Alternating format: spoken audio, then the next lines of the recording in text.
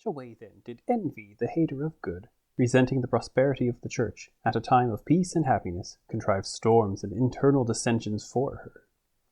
The emperor, however, dear to God, certainly did not neglect his responsibilities, but, doing all the things opposite to those crimes committed shortly before by the savagery of the tyrants, he was superior to every enemy and foe.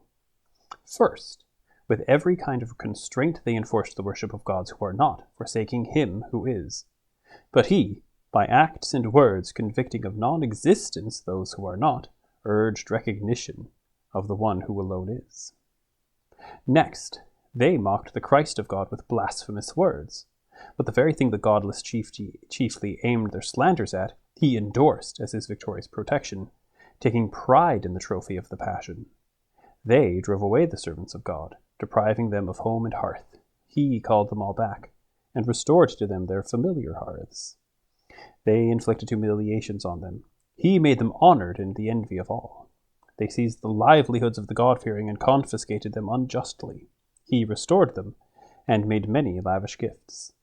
They published their calumnies against church leaders in written decrees. He, on the other hand, elevating and promoting these men with the honors at his disposal, gave them nobler titles and announcements and laws. They completely destroyed the places of worship, demolishing them from roof to floor. He decreed that the existing ones be augmented, and new ones erected on a grand scale at the expense of the imperial treasuries. They ordered that the divinely inspired oracles should be put to the flames and destroyed. He commanded that these too should become abundant in multiple copies magnificently prepared at the expense of the imperial treasuries. They ordered that synods of bishops should never dare to meet anywhere. He assembled them from every province to his presence, and allowed them to enter the palace, to proceed into its inner chambers, and to share the imperial hearth and table. They honored the demons with dedications. He stripped error bare, constantly distributing the materials wasted on dedications to those able to use them. They ordered the temples to be splendidly adorned. Of these same buildings he completely destroyed those most highly prized by the superstitious. They subjected the martyrs of God to the foulest penalties. He pursued those who had done this, and chastised them with proper punishment from God, while he never ceased honoring the memorials of the holy martyrs of God. They drove the God-fearing men out of the imperial courts. He constantly placed a special confidence in those very men, knowing them to be well-disposed and faithful towards him above all others. They were mastered by wealth, their souls enslaved to the passion of Tantalus. He, with imperial magnificence opening wide all treasuries, made his distributions with rich and lavish hand. They effected countless murders in order to seize and confiscate, I apologize, dear listener, the property of those destroyed. But during the entire reign of Constantine, every sword hung down unused by the judges, while the peoples and city dwellers of every province were ruled by their ancestral laws rather than constrained by duress. Observing these things, one might well say that a fresh, new-made way of life seemed to have appeared just then, as a strange light after thick darkness lit up the mortal race, and one might confess that the whole achievement belonged to God, who had advanced the God-beloved emperor to counter the horde of the godless. This is Eusebius's Life of Constantine, Book 3, Chapter 1. It's translated by Averil Cameron and Stuart G. Hall. Welcome to Christian Spirituality, Chapters in the History of the Faith. I'm your host, Dr. Matthew Hoskin, Professor of Christian History at Davenant Hall. In this podcast, we look at different moments throughout the history of Christianity from the angle of spirituality, so not necessarily ecclesiastical structures or theology, but that the question of the inner life of the Christian, and what can we learn about what were the practices and doings along those lines as history unfolded, going mostly somewhat in chronological order. And so we're actually following up this week. From last week, I talked about Constantine. This is a second one on Constantine. Both of these, shameless self-promotion, because I'm teaching a course called Constantine and the Conversion of the Roman Empire. In January, you are free to take the course either as an auditor or for credit. and for credit just for yourself, or you could join a certificate, for example, a certificate in Christian history, perhaps, from Davenant Hall, or take one of our degree programs. So you can learn about that stuff on the Davenant Hall website, of course, and it'll be links to my course in the show notes. So, but last week when I was talking about Constantine, I was really, for the most part, I was talking about him and sort of these wider ranging effects that we might be able to trace. What was Christianity like before and after Constantine to a certain degree? But it's hard. Those are all very impalpable things and often involve value judgments that I, as a historian, I'm not sure that I'm comfortable making all the time. Was thing X good or bad for the church, or is it simply a thing? Right? It's easier for me to say such is a thing and a manner that Constantine influenced the church. But sometimes even then it's hard to know how great was his influence in certain respects, or did he actually have no influence? For example, last week I put forward the idea that perhaps the conversion of Constantine was a catalyst for the Desert Fathers, and not just in sort of the negative way they're escaping the filth of the cities, but in a more positive way they're going out because the cities have been conquered. So they're not escaping a bunch of lackluster Christians who aren't truly committed. Rather, the cities have been conquered by Christ, and so they're going to the desert, which is the last abode of the demons left. Right, so that's sort of what I was talking about last week. Harder to pin down. This week, before we get back to sort of the turn of the 2nd century and the excitement that awaits us there, we're going to do another one about the Emperor Constantine, whose pietas, or Eusebeia, has been described for us by Eusebius of Caesarea. Now, this is worth taking a little bit of time on because this is a little bit more pin downable, if you will. I'm talking about perhaps the spirituality of the emperor, or at least his piety, if you will. So this means first, what is pietas? What is piety when we're talking about the emperor? And what about Eusebius as well? It's always I like spending a moment or two on our source, and then talk about what we can see about Constantine through the sources, and what is his own piety, what is his pietas. So, what is pietas at large? Pietas is a matter of fulfilling one's duties and obligations in actually all spheres of life. It's not simply piety or pietism or something. If you want to make piety great again, you have to acknowledge this sort of earlier, deeper Roman approach to what piety is. Piety involves duties and obligations to your parents, duties and obligations to your patria, which is your fatherland maybe, which might have a bit of a Nazi tone to it today, to your homeland perhaps, which might also include concepts of the state. Romans aren't that into statism, but they're loving Romans. So they would feel duties and obligations towards the city of Rome itself, or later on towards this great res publica, this imperium that over which Rome has command.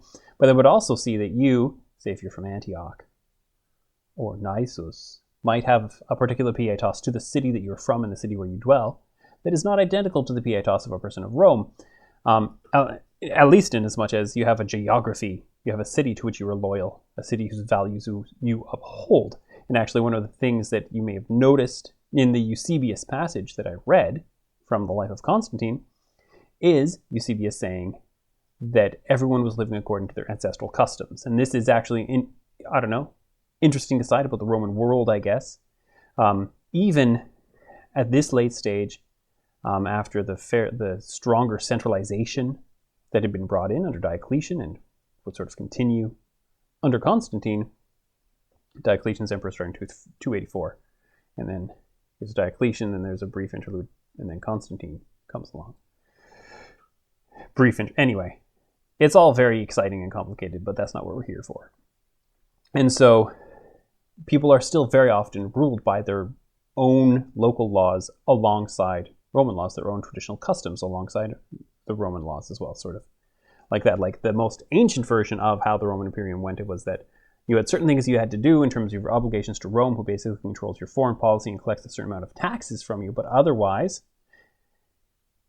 you have your own governance. You follow your own traditional laws. And then so then you end up with, well, but what happens then if a Roman citizen gets into a dispute with a local guy, and there's two different visions of law, right? So there are all sorts of interesting things going on in places that are not Rome in terms of how does Roman law actually operate in those other places.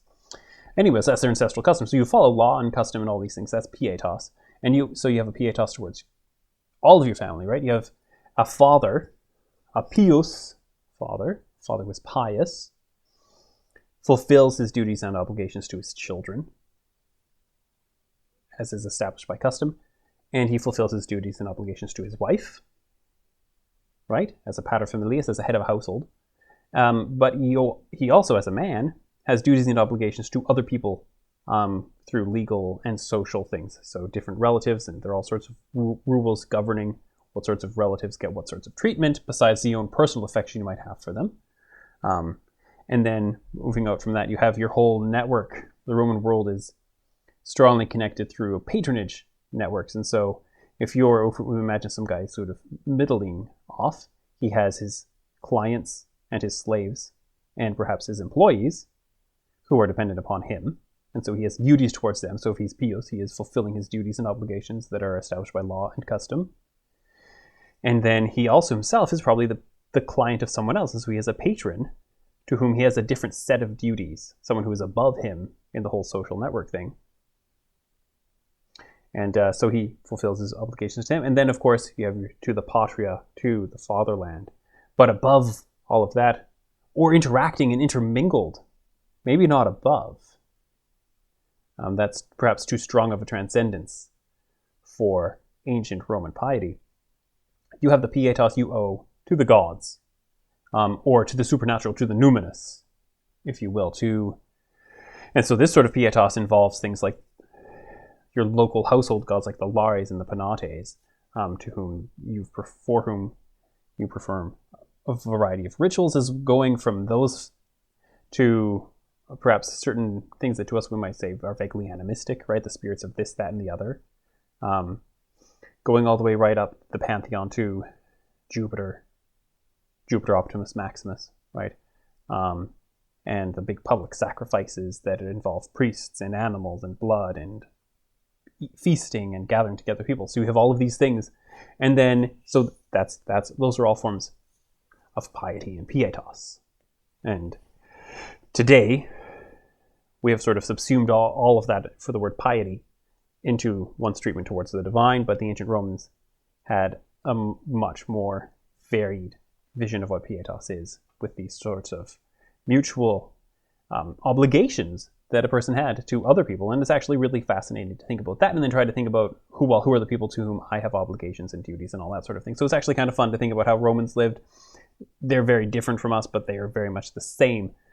So Constantine, his piety has just been read out to you from a passage in Eusebius's Life of Constantine. And who's this Eusebius guy then? Who's Eusebius, and why should I care? Is probably what you're wondering. Eusebius is our first ecclesiastical historian. So the thing he's most famous for is the ecclesiastical history, or the history of the church. I myself read it in the translation by G.A. Williamson, with the edits by Father Andrew Louth. This is the Penguin Classic version, but there's a couple other good translations out there.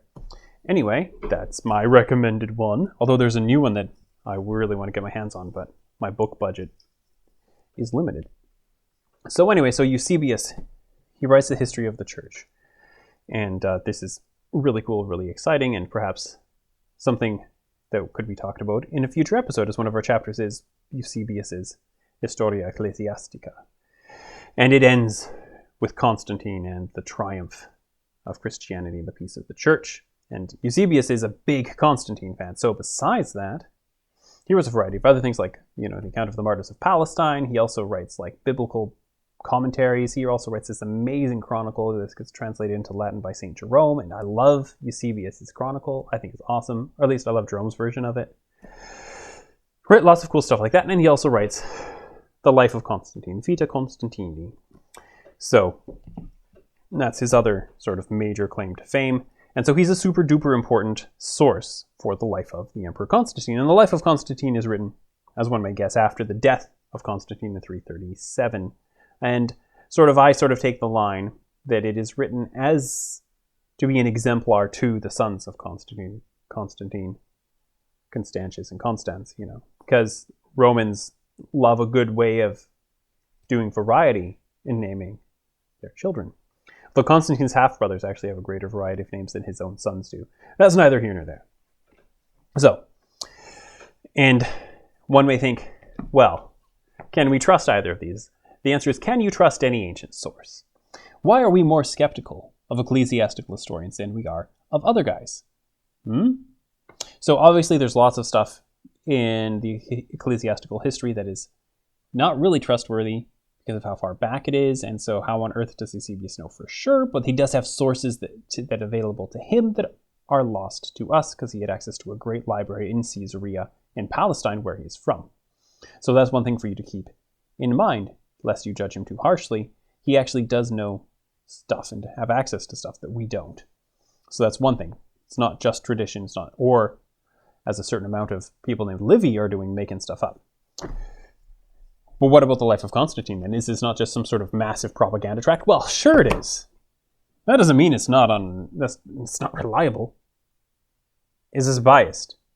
It just paints everything in the best light possible. It also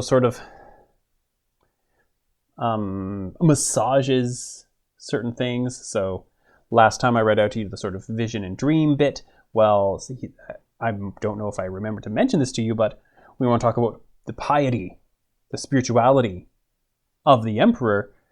Well, back when he was a pagan, he seems to have had a vision of Apollo that is often described in very similar terms. So what's going on? What's going on with Constantine's piety early in his stage as someone who has thrown his lot in with the Christian God, right? And so Eusebius, yes, and Eusebius is more likely to keep silent and gloss over than he is to just outright lie.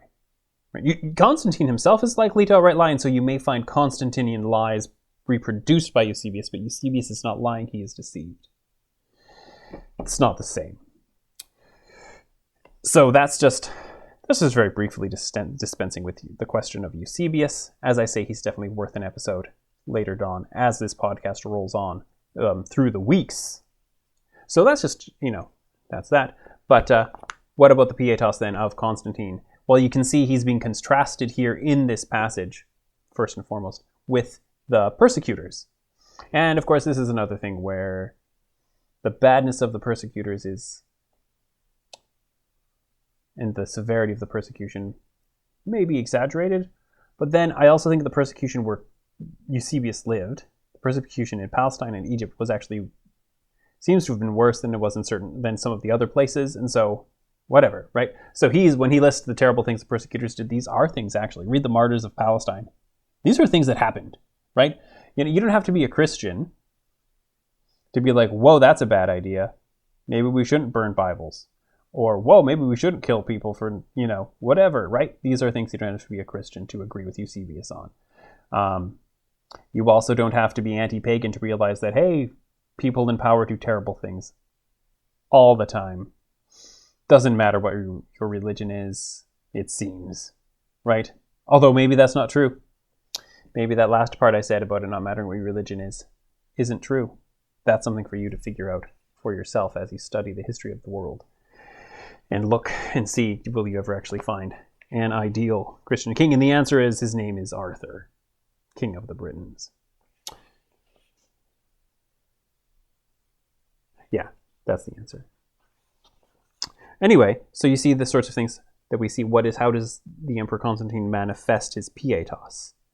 Well, for example, he's taking pride in the trophy of the Passion. And so he actually, what I didn't continue on in last episode in my reading, was this great description of a thing called the labarum, which seems to be sort of Cairo cross item erected on a pole, covered in gems, beautiful item to be seen at the Emperor's Palace in Constantinople, right? And so here he's taking pride in the name and power of Christ.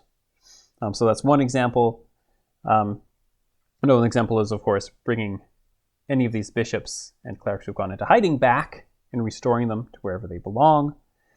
And then we also see he in fact not only gives confiscated property back to churches. So, for example, I mentioned, we can assume, I haven't done any of the background on this particular thing, but there was a cathedral in Nicomedia. I mentioned this before. You can read about the palace at Nicomedia.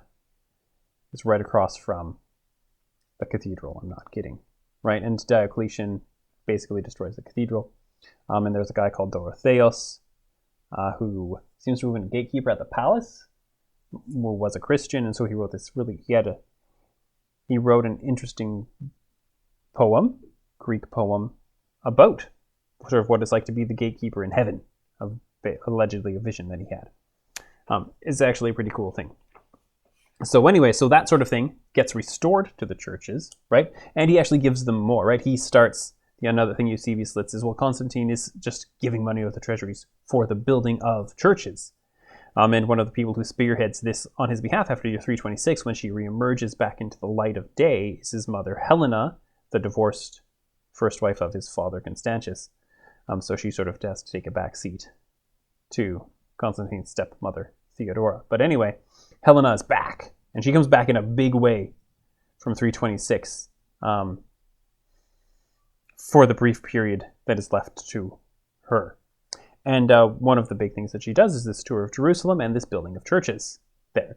Most especially the Church of the Holy Sepulchre, the Church of the Holy Nativity. She also builds a church that is today on the site of Santa Croce in Jerusalem in the city of Rome, where her palace was, the Caesarian palace, which was granted to her by her son, right next to a bunch of land that was granted by her son to the Bishop of Rome. And you will go there today and you'll see the Lateran Palace, which is the former residence of the Pope, and St. John Lateran, which is the cathedral church of the city of Rome.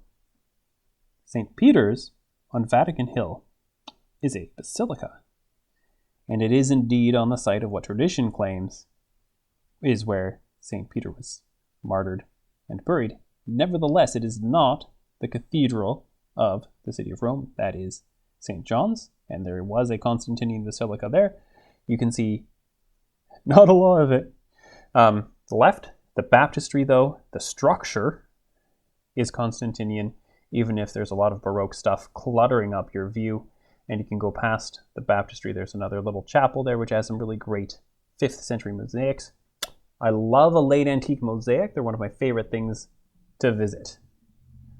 So that's a church in Rome that he was involved in funding. And I mentioned last week as well, he was involved in funding the Church of Sant'Agnese Fuori le Mura, right near a imperial mausoleum, which is now the Church of Santa Costanza, which has some 4th century mosaics, Christian mosaics. So you can see he's involved in this. In modern terms, we call him a patron of the arts, but he's frankly just an emperor. They're all patrons of the arts at one level or another, right? So places of worship are getting destroyed by the persecutors and being rebuilt and lavished and gilt and all these things by Constantine. This is another aspect of his piety. And then, of course, freedom of assembly, never allowed in the Roman Empire, but granted unto bishops by Constantine, as opposed to, although there had been synods and councils prior to Constantine. We can talk about those someday. But they are not just convened, not just allowed by Constantine, but even convened, and he actually lets the bishops come and go into his palace, right? So he is involved. And he also is this sort of, according to legend, according to what some people a bit after Eusebius say, he is kissing the wounds of the martyrs and stuff like that. And so he is not greedy either, right? So he is giving of his own wealth to the support of the churches. And so these are all manifestations. This is all very public pietas, of course. And one of the unanswerables that inevitably, I'm actually surprised I didn't get any of this on my last video. Inevitably, when you make a YouTube video about Constantine, or with his name in the title, people are like, hey, what about, I don't think he's really a real Christian. Well, you know what? I can't see the inner heart of anyone. What does that even mean? What is that question even about? Constantine, from at least 312, I'm not done reading all of the evidence, at least 312, the pietas of the Emperor Constantine, the extraordinarily, overwhelmingly large amount of evidence shows that he has thrown in his lot with the Christian God, whatever that means for him at that point in 312, around the time of the Battle of the Milvian Bridge, right? Bridge collapses, and he's got like Christian symbols and stuff, and he says, that's it. The Christian God helped me win. He backs me, I back him, right? Which shows a very Roman approach to which God you're going to choose, right? Like one of the big aspects of the political theology of the Roman Empire is that which we call the Pax Deorum, the peace of the gods, where by the propitiation of the gods through sacrifice, the pietas of, particularly of the rulers, so of emperors and senators and others, right on down though, is what maintains the longevity. The Pax Romana occurs because of the Pax Deorum. The peace of Rome exists because of the peace of the gods. You have it you're on a right footing with the gods, and so they grant you empire. They give, they grant the prayer that you may, in health and wealth, long live as emperor, and all these sorts of things. And so Constantine, having gained a victory, at the same time he's throwing in his lot with this one God. He's like, this is the God for me. And it's true that like he still has coins for a while minted that might have references to Apollo or Sol Invictus, and definitely Sol Invictus, who might also be Apollo, but who might also be Christ. And so then, is this crypto-pagan? Is this not? The answer is this is not crypto-pagan. That's my breathtaking take, informed by Tim Barnes, but rather it is ambiguously Christian, which is to say it's the sort of thing Sol Invictus could be seen as Christ, who is symbolized as the Son, S-U-N, not just the S-O-N of God, but as the S-U-N. And so it's not implausible that he would do this during a transitional phase. Because, hey, you don't just come in and pull a Boniface in most places. Boniface is the guy who chopped down an oak tree and got killed for it, right? So it was a sacred oak tree. It wasn't just like Bob's favorite tree or something. So anyway, so Constantine has thrown his lot with the Christian God, and you can see his imagery becomes more explicitly Christian as time goes on. And his laws are overwhelmingly pro-Christian. So his pietas is clearly a Christian piety. He's doing all these things to favor Christians. He's also doing things like Eusebius mentions how he's tearing beautiful things off of pagan temples and giving them to Christians. We know that he has banned sacrifice. Come to my class and you can do a little bit of historiography on that question and how do we demonstrate that fact. Because you will hear people who say that he didn't ban pagan sacrifice based upon an oration of Libanius's, but interestingly enough, Libanius, everyone's favorite orator from Antioch, who's not John Chrysostom. Libanius also says the opposite in a different one. So, hey, what are we going to do with that information? Anyway, so Constantine, he's done the banning of the sacrifices, and he's giving tax exemptions to Christians, and he is clearly saying that the God of the Christians has given him victory in war, and so he is supporting this God.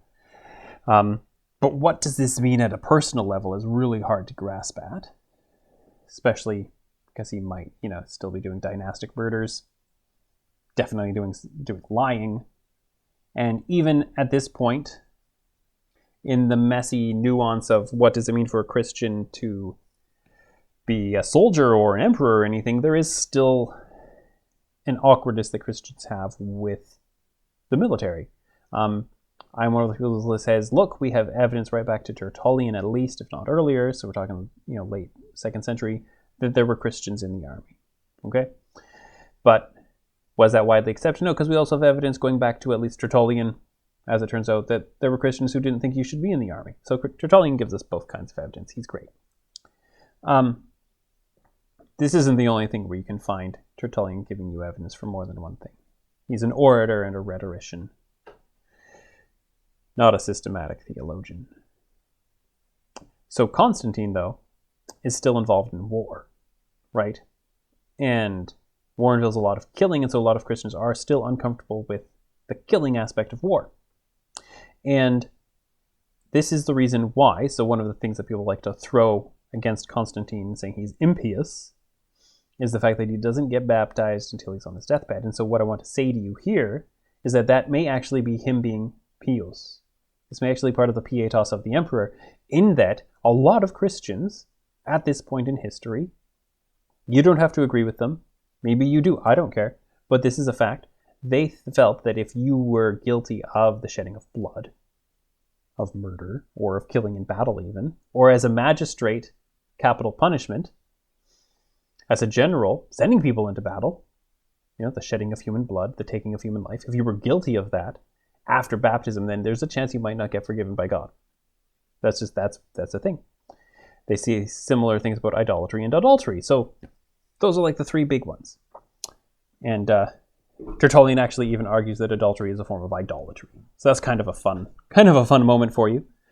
And so Constantine doesn't get baptized until his deathbed, precisely because he's afraid that if he gets baptized too early, his baptism will not be efficacious for him on Judgment Day, because he is likely to end up shedding blood. Right? Not just like murdering his son and wife. Yeah. But killing people as part of his job as emperor. And so this is also why the Emperor Theodosius, who is renowned for his piety, similarly waits until he's like super sick to get baptized. Then he recovers, and so the poor bloke, what's he going to do now? He get himself excommunicated by Ambrose, that's what. So this is just something to think about in terms of imperial pietas, is that they have these duties and these obligations that they're trying to fulfill publicly. And so that's one of the reasons why they delay baptism at this point in history. So that's that. The final thing that I want to talk about, though, is in terms of can we see the hearts of emperors.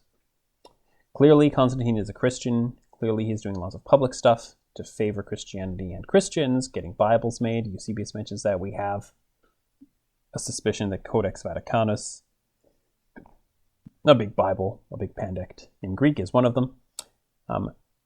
But one of the things to think about is the Arian crisis, so-called, or the Nicene controversy. And so this is a theological crisis that emerges in the 300s that he inherits when he defeats Licinius in civil war in the year 324. He gets control of the eastern portion of the Roman Empire, and he comes in and he wants a united empire, right? And he wants a united church in his united empire. And so he has to get together some Congregationalists and some Presbyterians, and that's the United Church of Canada. Methodists are the other group. And so he wants a church that is united and has full union, and there are schisms and all sorts of messes going on that he wants to bring everyone together. And so what's interesting then, outside of this aspect of his piety, this strong belief in having a structurally and even theologically united church, is that in counter to that, he actually theologically united, he just keep quiet. Okay, guys, he has this extraordinary letter that he writes to Alexander and to Arius, wherein he basically says, the whole question is tiny. That's right, the whole question of there was when he was not, the whole question of the eternal generation of the Son, the whole question of whether or not Jesus Christ was fully God. It's a small question. It's a question of small import. And you really, not the sort of thing you should be asking. And if you have an answer, don't give an answer that you know might offend people. Just keep it to yourself.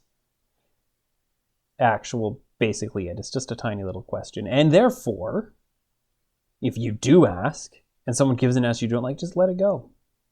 And it seems to me from reading that letter of Constantine's that for the Emperor Constantine, Christianity, it is a monotheistic religion, and there's some way in which Jesus is God. Obviously, people are still working on the doctrine of the Trinity, so how do you articulate that? Who knows? Obviously, he thinks Arius is wrong, but he doesn't necessarily think Alexander is right.